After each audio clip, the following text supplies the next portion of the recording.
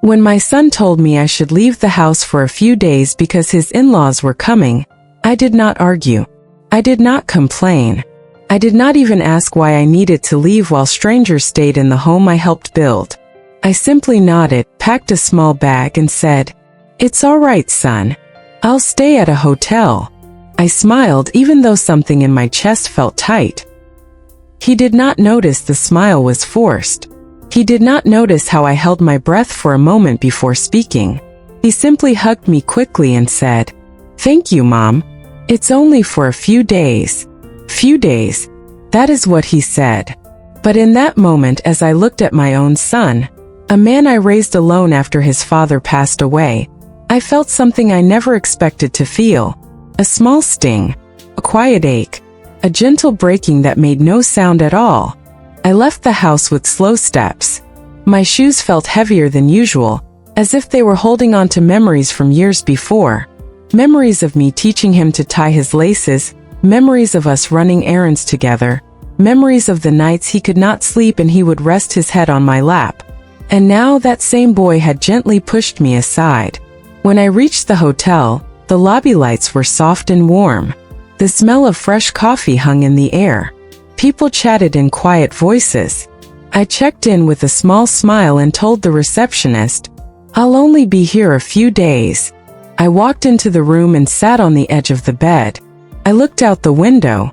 I watched the city lights blink like tiny fireflies. I told myself it was not a big thing. Not really.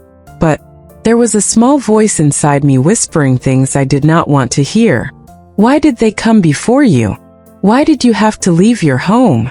Why wasn't there space for you too? Why wasn't your presence as important? I pushed those thoughts away. I closed my eyes. I reminded myself that my son was a married man now.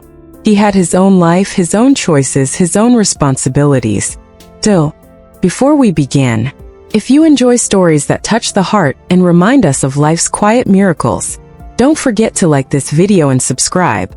It truly helps our little storytelling family grow. As I sat alone in that quiet hotel room, I wondered if maybe, just maybe, my place in his life had begun to shrink without me noticing. 1 hour later, only 1 hour after I sat in that room trying to convince myself everything was fine, my phone rang. The call changed everything. On the other end of the line was my daughter-in-law's father. His voice trembled. He sounded worried, confused, shaken. "Please come home," he said. "My wife wants to leave this house. She is crying. We want to go back. Something is wrong. Something is very wrong here." I did not understand. Not yet. But when I returned home, when I opened the door, when I saw their faces, I finally learned the truth. And that truth pushed their family to the edge. So far that within 1 hour, they begged their daughter to leave my son. Divorce. A word that breaks homes like storms break old trees. I stood there quietly watching everyone break down, watching my son fall apart, watching my daughter-in-law tremble with shame. And all I could think was, how did a simple request for me to leave turn into this? This is the story of what happened. This is the story of the day my son lost everything because he forgot the value of simple kindness. And it is also the story of the day I learned that silence, no matter how soft, can reveal the truth louder than any words. My name is Anna, though most people call me Mrs. Dalton or simply Mom. I am 58 years old. My hair has turned soft and gray, and my hands have lines that remind me of every meal I have cooked, every tear I have wiped, every piece of love I have given. I live a simple life, a quiet one, a life built around small routines: morning tea, tending to my plants, light cleaning, reading the paper, watching the neighborhood children play outside my window. For many years it was just me and my son, Michael. He was an only child. His father passed away when he was 8. The years after that were difficult, but we faced them together. He was a kind boy, gentle, thoughtful, soft-spoken. He used to leave little notes on my pillow saying, "Thank you, Mom," or "I love you." He grew up into a respectful young man. He worked hard in school. He got a stable job. He loved helping others. And when he got married to a girl named Emily, I felt proud.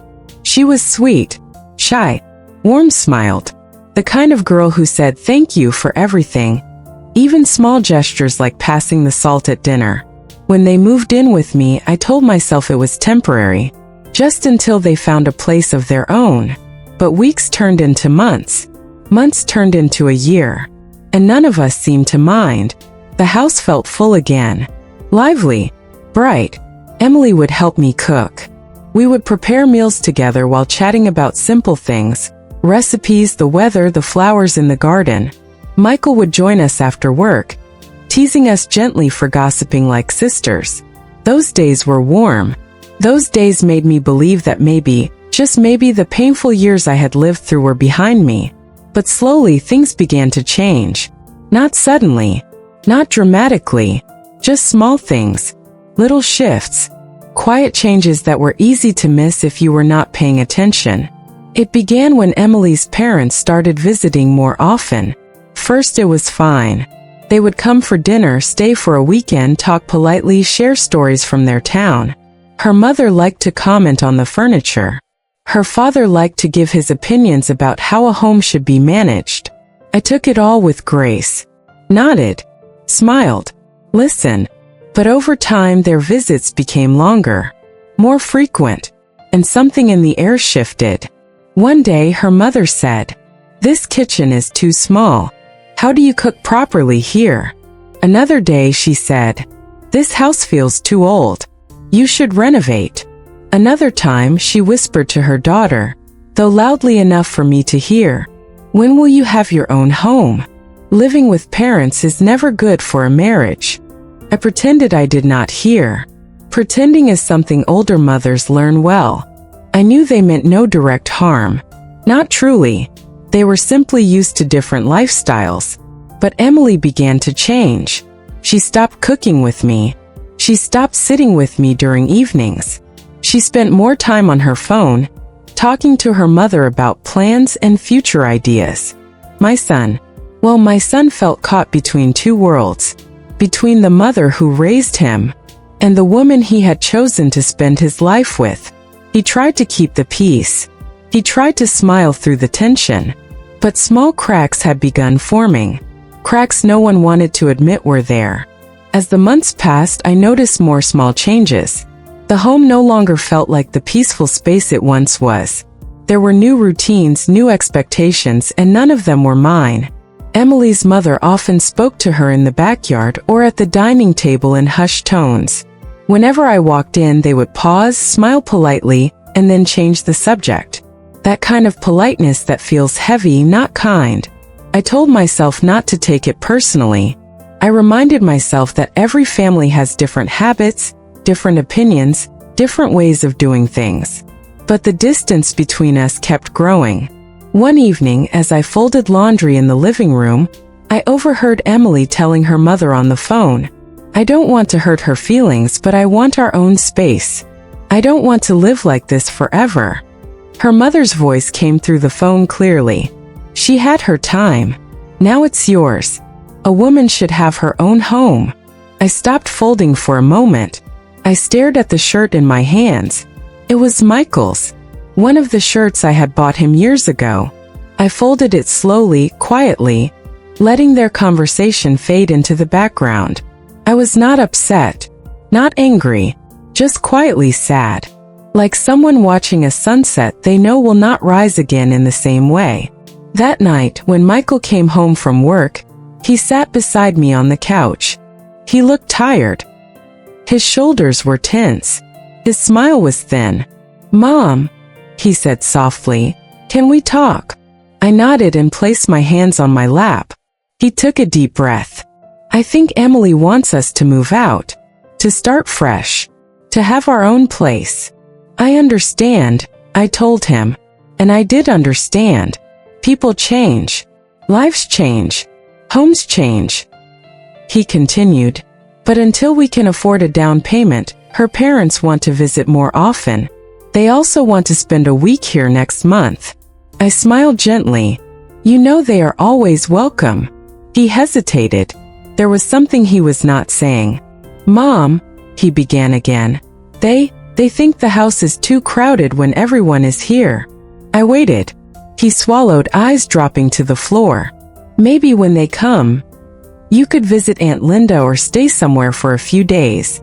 There it was. The quiet request wrapped in soft words. A gentle push away from my own home. My heart did not crack loudly. It simply folded in on itself a little. I kept my voice steady. Of course, sweetheart.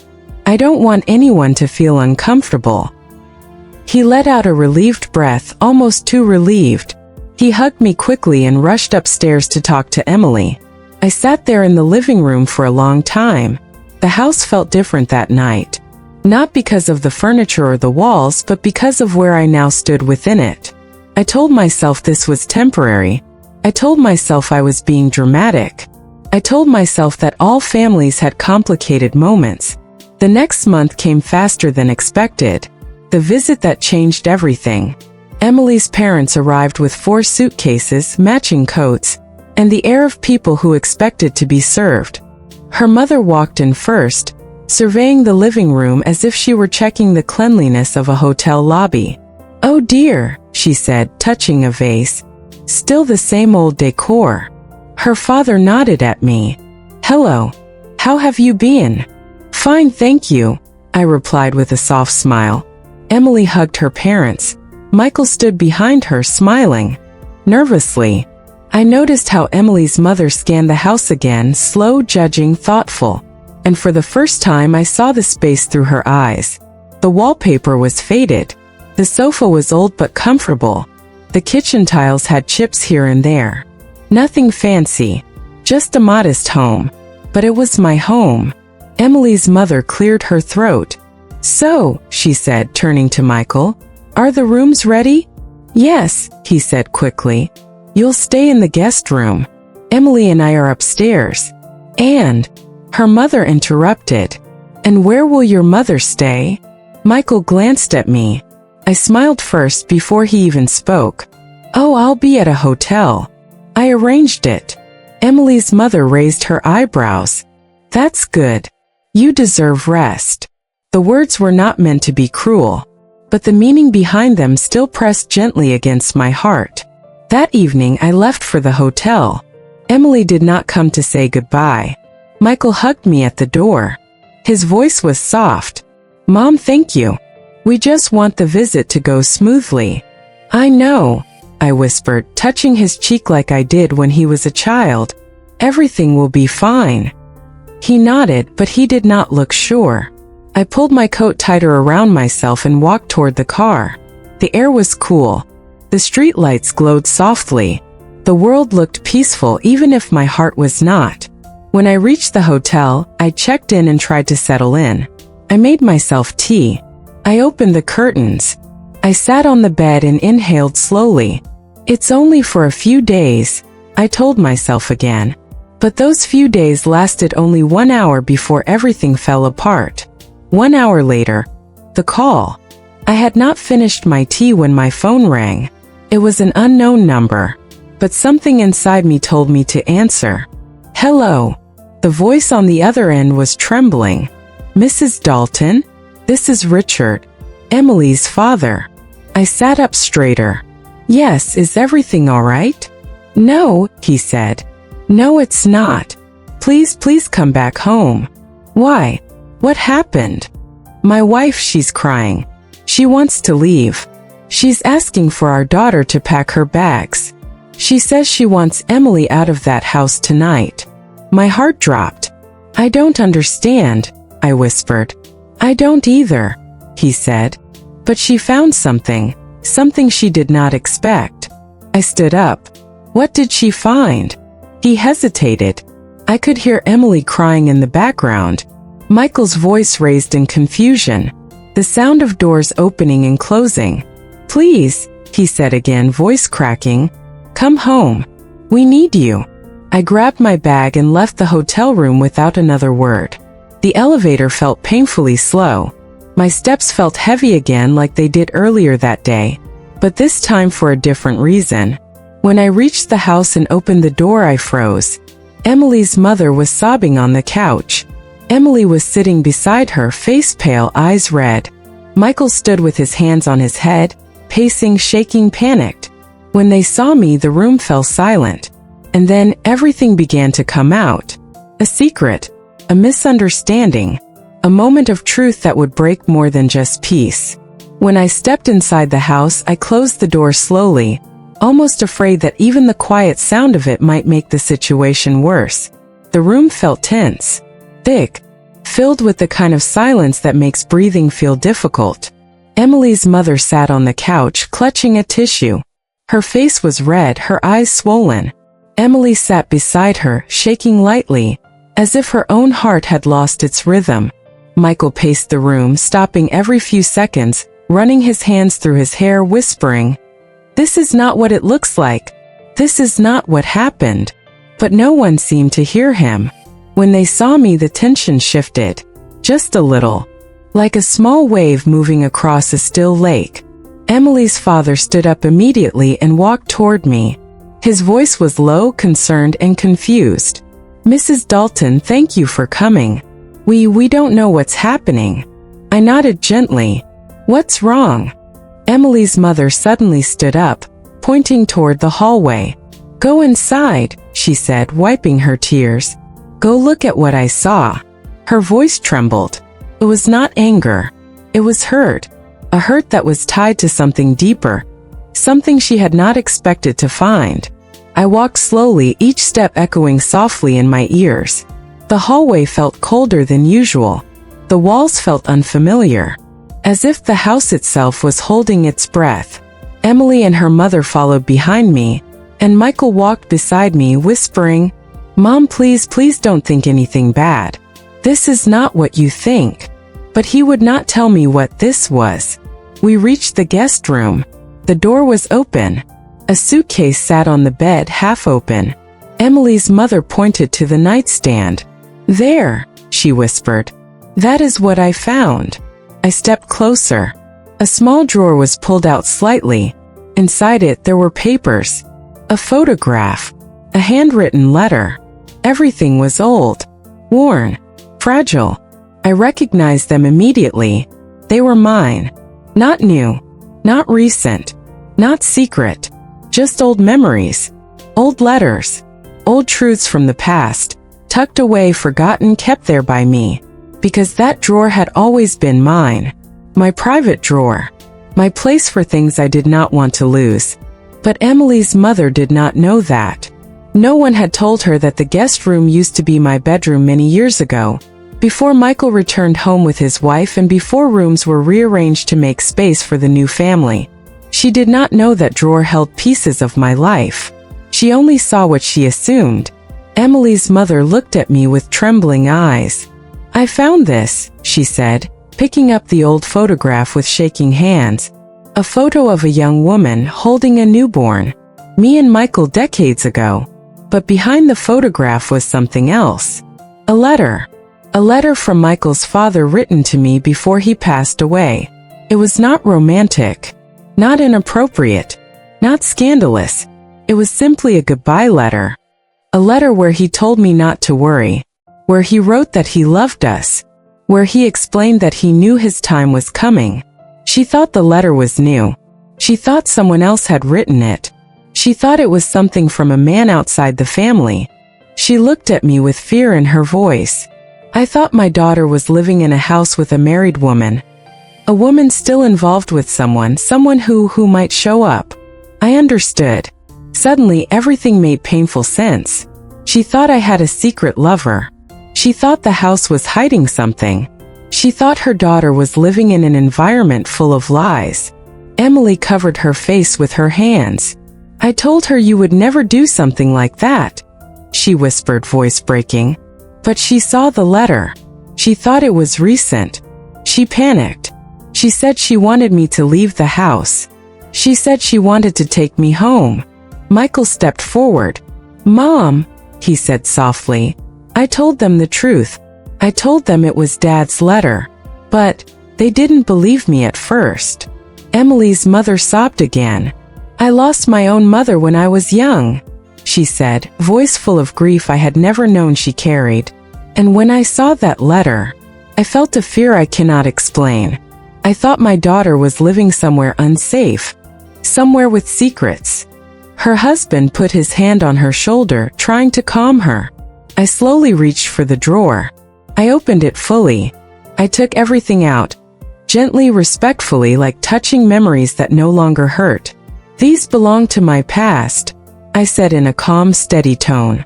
"Not my present. Not my future. My husband wrote that letter when he knew he was leaving this world." Emily's mother stared at me, tears falling again, but softer this time. I didn't know." "You didn't," I said gently. "And it's all right." She sat down on the edge of the bed. Her breathing steadied. Her hands loosened around the tissue. "I'm sorry," she whispered. "I didn't mean to accuse you. I didn't mean to judge your life. I worry about my daughter too much." Emily touched her mother's hand. "Mom, it's okay." Michael sighed, rubbing his eyes. This misunderstanding, this small, innocent discovery, had spiraled into something much bigger because the house was already tense, already divided, already walking on thin lines between two families trying to coexist. I stood there quietly, holding the letter, the words "I love you forever" still visible on the page. "My husband loved me," I said softly. "That is true. But he is gone. And I have never loved another man since." Emily's mother nodded slowly. Her tears continued to fall. "I believe you," she whispered. "I believe you now." The room softened. The tension loosened its grip. But the story was not over. Not yet. Because misunderstandings do not come alone.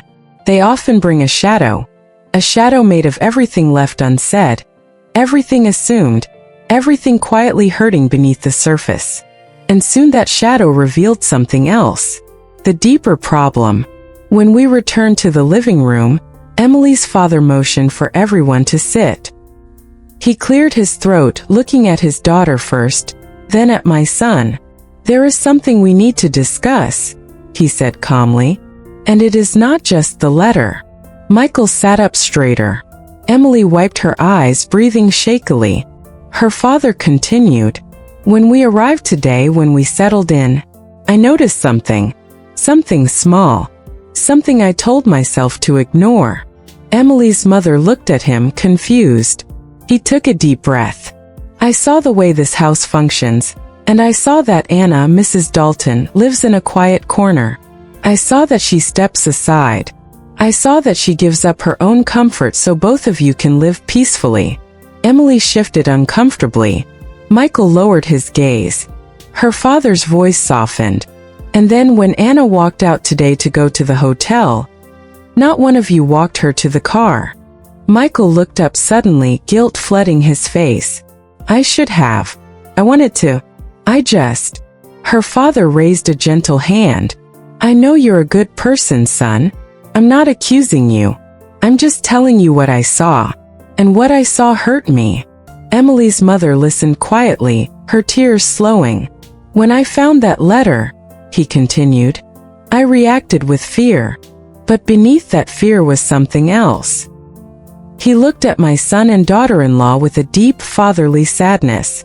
"It felt wrong that the woman who raised you sleeps in a hotel, while we take her place in her home." Emily looked down again. Her voice cracked when she spoke. "Dad, we didn't mean to." "I know," he said softly. "But meaning is not the same as doing." The room fell silent again. A heavy, reflective silence. The kind that makes people see themselves clearly for the first time. I sat still, my hands folded in my lap, my heart calm, not proud, not angry, just steady. Because someone finally said out loud what I had been too gentle to say. Her father continued, his voice trembling now. "When my wife panicked when she asked for a divorce, it was not just because of a letter." He looked at me directly. "She saw the drawer. She saw the memories. And she realized you had a life, a deep love, and that this home was built with that love." He swallowed. "And suddenly she felt guilty. She felt wrong for replacing you in your own space. She felt like a stranger walking into a life that was never hers to change. Emily's mother nodded, crying again softly. I felt like I stepped into someone else's heart, she said. And I didn't belong. Emily reached for her mother's hand. Mom, we didn't want you to feel that way. But her mother looked at her with a pained expression. You didn't want me to feel that way, she said. But you didn't think about how Anna felt. Her words were not angry, just true. Michael covered his face with his hands. I messed up, he whispered. I didn't want to hurt you, Mom. I thought you'd understand. I thought it was easier this way. I touched his shoulder gently. I do understand, I said softly. But understanding does not mean I don't feel. His tears fell quietly. Emily leaned on him, crying as well. This moment, painful, honest, raw, was the beginning of something deeper. Because the real problem was not the letter, not the misunderstanding. The real problem was the quiet habit of forgetting the person who loved them first. The house felt different after the truth came out. Not lighter, not heavier, just honest. Like a window had finally opened after months of stale air. Emily's parents sat quietly on the couch. Emily sat beside Michael, holding his hand. I sat in my usual chair near the window, the one place where I always felt grounded. The letter, now understood for what it truly was, rested on the coffee table. No one spoke for a long moment. It was as if we were all listening to something unspoken. The sound of guilt softening into clarity. The sound of hearts learning to see one another. Emily's father broke the silence first. I want to say something, he murmured. We all looked at him. I have been a father for many years, he said slowly. I know what it feels like to want your child to be safe. I know what it feels like to worry when you see something you don't understand. He glanced at his wife, then at Emily. But what I forgot is that parents don't stop being parents just because their children grow up. Emily's mother nodded softly, pressing a tissue to her eyes. He turned toward me. And I saw something today, Anna. Something I think your son and daughter-in-law forgot to see. His voice trembled just a little. You are still a mother. You are still part of this home. And you should never have been sent away to stay in a hotel while guests took your place. Emily let out a small sob. Dad, please, we didn't mean to. He placed a hand on her knee. I know, he said calmly. But intentions do not erase actions. Michael sat straighter, his hands twisting together. I feel terrible, he said, barely above a whisper. I thought I was helping. I thought I was keeping peace. I didn't realize I was hurting the person who sacrificed the most for me. I reached out gently and touched his hand. It's all right, I said softly. I know your heart. He looked at me, eyes full of shame. Mom, you gave me everything growing up.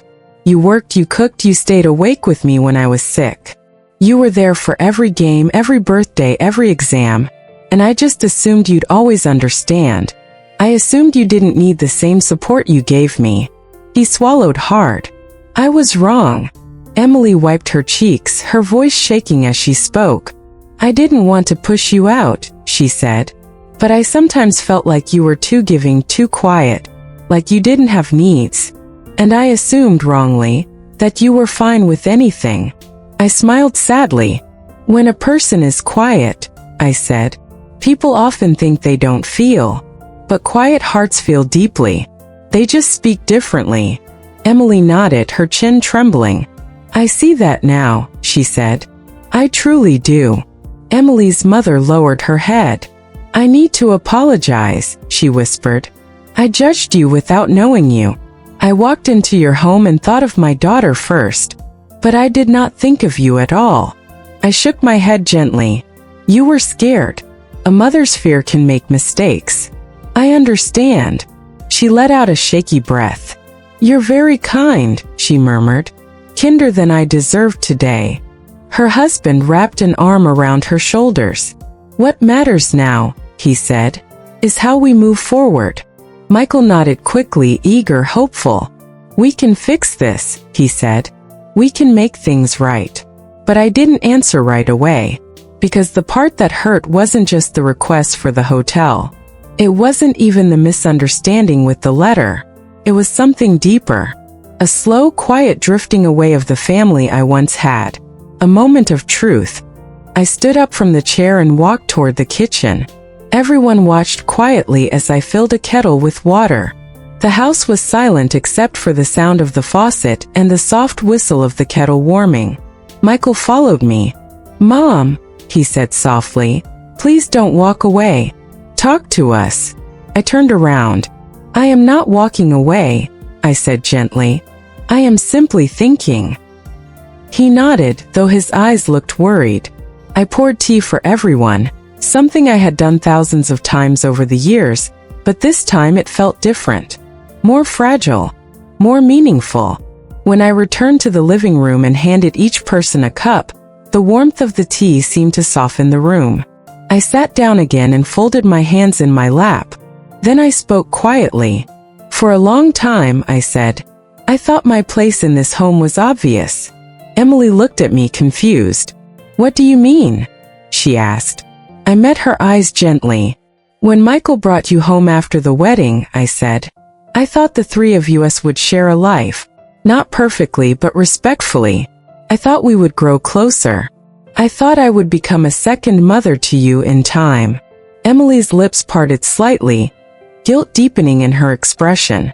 "But slowly," I continued, "I began to feel like a guest. Not because of something you said directly, but because of small things." I paused, letting the words breathe. "When you changed the kitchen cabinet arrangement without asking. When you and your mother whispered about renovations. When Michael stopped asking me what I wanted for dinner, and only asked what you preferred." I smiled softly, not in sadness but in understanding. These were not cruel things. They were simply signs that the home was changing. Emily looked down at her lap. "I didn't know," she murmured. "I didn't realize it felt that way." "Because," I said, "I did not say anything. I didn't want to cause trouble. I didn't want to seem controlling or needy." Michael rubbed his forehead. "Mom, you should have told me." I looked at him lovingly.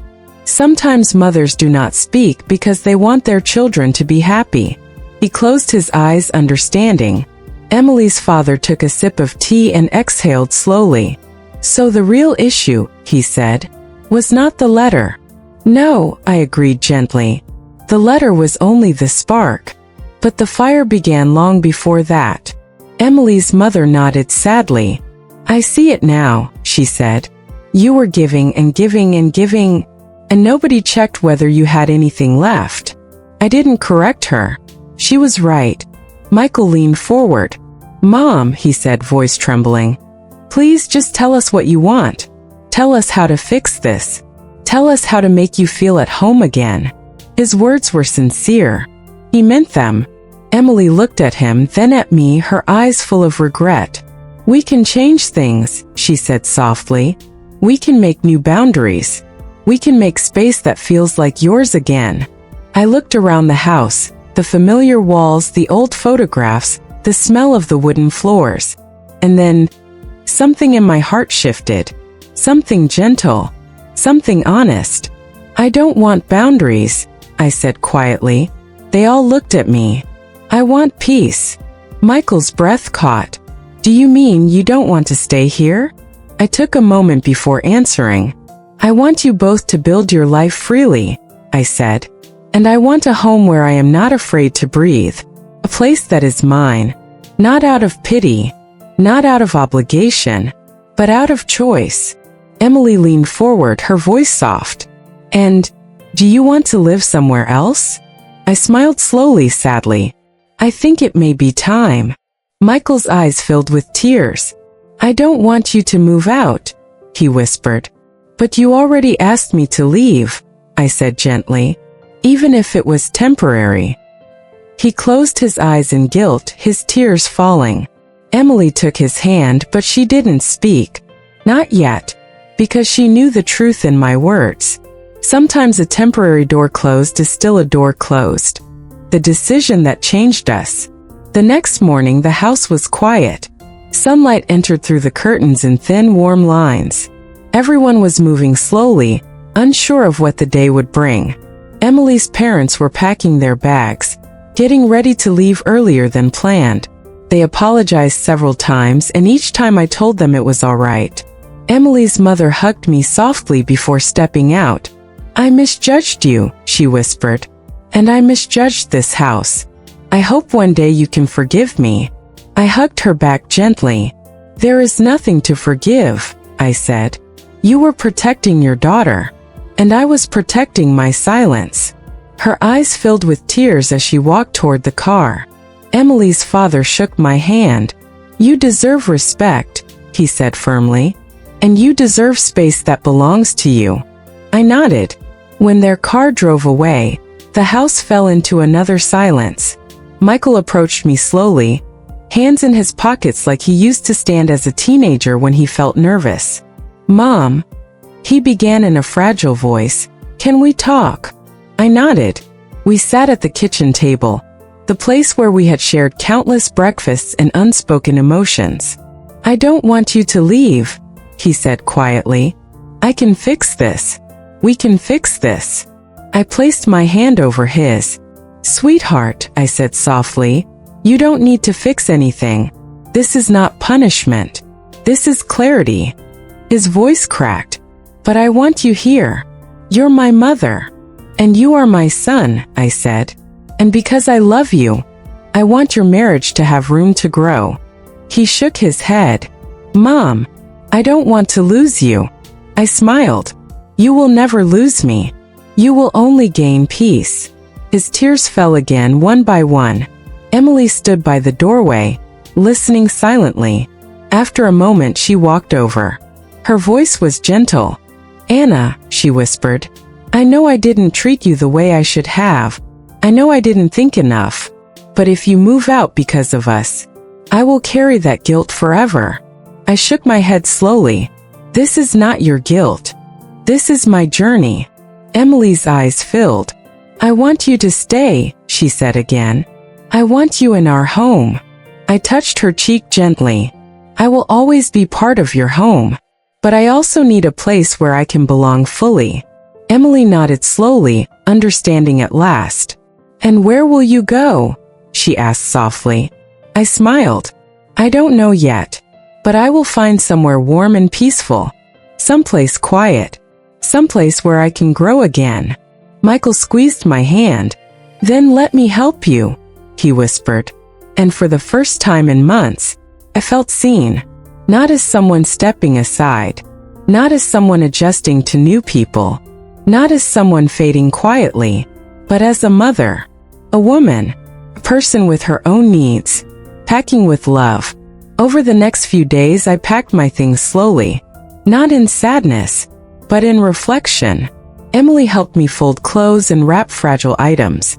Michael carried boxes to the living room, asking me about every picture, every old blanket, every memory. It became a gentle ritual of healing. At one point, Emily found an old photo album. She opened it and hesitated. "Can I look?" she asked softly. "Of course," I said. She sat on the floor and turned the pages carefully. Photos of Michael as a baby. Photos of his father. Family vacations. Birthdays. Moments frozen in time. Emily paused at one picture. Michael and me at the beach, his tiny hands full of sand, both of us laughing. "You've loved him so deeply," she whispered. "Always," I said. She closed the album and held it against her chest. "I want to learn how to love him the way you do." I touched her shoulder. "You already do," I murmured. "Just differently." Her eyes softened. That moment, simple and tender, healed something inside us both.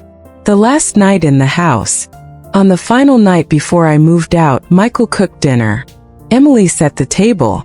We sat together, just the three of us, like a family rebuilding itself slowly. Michael lifted his glass of water. "To new beginnings," he said quietly, "and to understanding each other better." Emily added softly, "and to loving each other in the right ways." I raised my glass last. To peace, I whispered. We clinked glasses gently. It was not a goodbye. It was a beginning built on honesty instead of assumptions, on love instead of guilt, on clarity instead of silence. And in that moment, I knew I had made the right decision. The next morning, I would move into a small, warm apartment across town. A place filled with light, a place of my own. But before the sun rose, before the boxes were carried out, before the door closed behind me, something unexpected happened. Something that would change everything once more. I sat beside Emily's mother, my hands resting quietly in my lap as she continued to cry softly. Her shoulders shook with each breath, and the room stayed still, as if holding its own breath along with her. Emily brought her a glass of water and sat on her other side. Michael stood behind the couch, his hand resting on the back cushion, as if still uncertain whether to sit or to keep standing. No one knew what to say next. Emily's mother wiped her face again, this time slower, calmer. She looked at me with a tired and fragile expression. I judged you, she whispered. I judged you from the moment I walked into this home. I thought it was old. I thought it was plain. I thought it was not good enough for my daughter. Her voice broke a little. But today I realized that this home has more love in its walls than I understood. I listened quietly. She continued. The way your husband spoke about you. The way he wrote about you. The way this home carries your touch. I feel ashamed for the thoughts I had. Michael placed a hand on his mother-in-law's shoulder. It's all right, he murmured. But she shook her head. No, it's not. Because my thoughts hurt her. She looked at me again, eyes softening. You left your own home for me. For us. And I did not offer you even basic respect. I reached forward and gently touched her hand. We all make mistakes, I said. It's not one person's fault. It's many things. Misunderstandings, fears, different expectations. It happens. She breathed in slowly, as if steadying herself. I told my husband I wanted Emily to get a divorce, she said quietly. Because when I read those letters, I realized I had demanded my daughter push aside someone who loved her husband more than anyone in this world. Emily gasped. Mom, how could you say that? Emily's mother looked at her daughter tenderly. I didn't say it out of anger. I said it because I suddenly saw the weight she placed on herself to change this home, to change this woman, to change what did not need to be changed. She gave a tired smile. This home was not the problem. Expectations were. The room fell silent again. I spoke softly. You were worried for Emily. You wanted her to have a fresh start. I can understand that.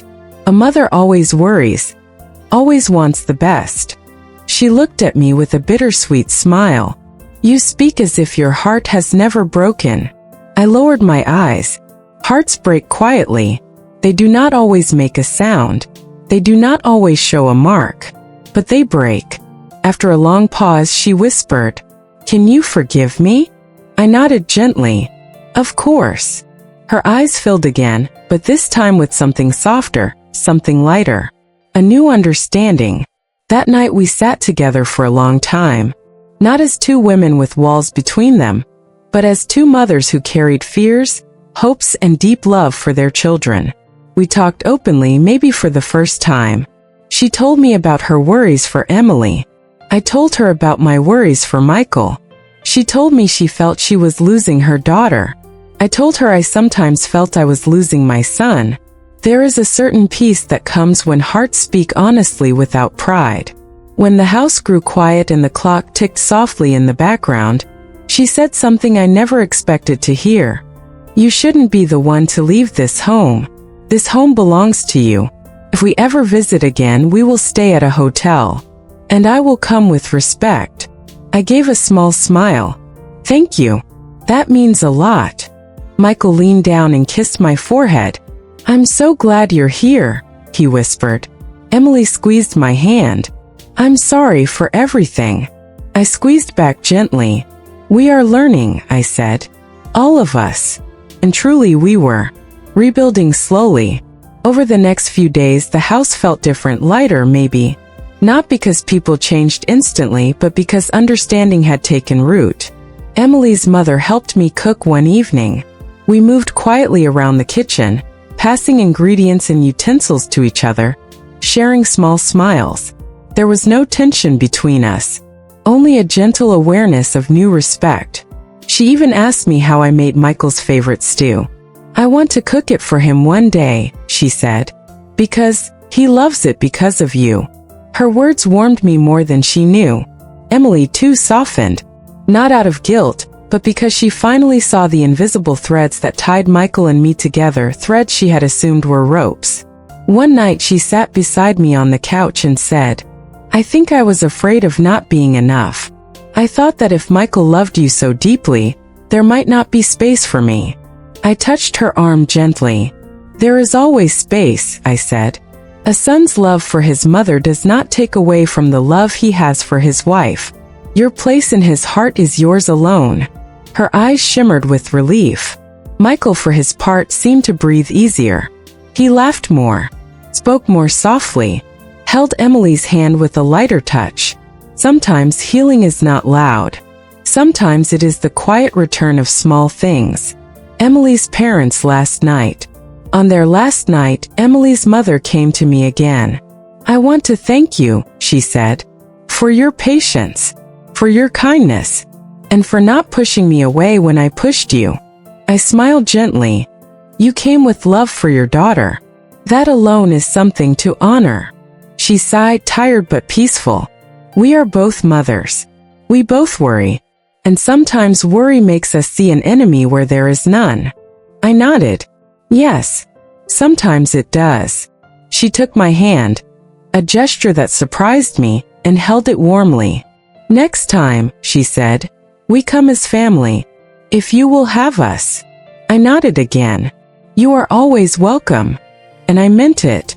After they left, the morning they left, the house became quiet again. Not empty, just peacefully normal. Emily hugged her parents at the door. Michael carried their bags to the car. There were no tense looks, no rushed movements, only soft goodbyes and gentle words. When their car pulled away, Michael slipped his arm around my shoulders. "Mom," he whispered, "thank you for staying." I leaned into him slightly like I used to when he was a little boy. "I will always stay," I said softly, "in the ways that matter." Emily joined us and looped her arm through mine. "Let's make breakfast," she said with a small smile. "Together." And for the first time I felt that the home belonged to all of us.